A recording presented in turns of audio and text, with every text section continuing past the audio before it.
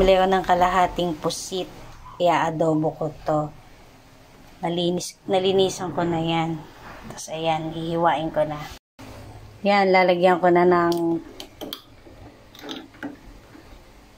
suka.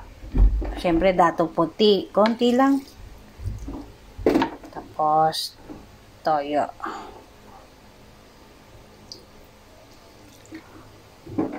At bawang. Yan, pakukuluan lang yan ng 3 kulo lang para hindi ma-overcook.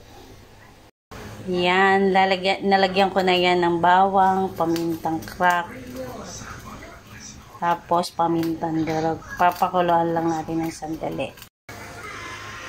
Yan, tama na yung kulo na yan, tapos i-drain. Yan, nasala ko na. Tapos, pipirituhin lang ng saglit din. Masarap kasi sa pusit, pinipirito. Tapos, mag-aano uli ng bawang. Yan. Pipirituhin lang natin. Papirito ba?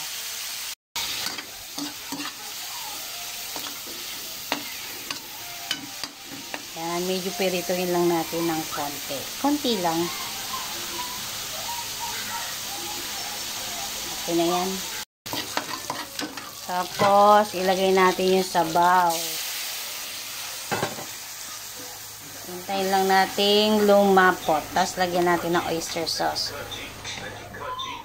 Siyempre, dato puti pa rin. Ganyang kalapot, ilalagay na natin yung napiritong pusit. Yan. Sandali na lang natin lulutuin yan.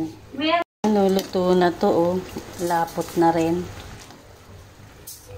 Sarap nito. Sarap nito sa mainit na kanin. Sa tindahan kayo? Panalo to.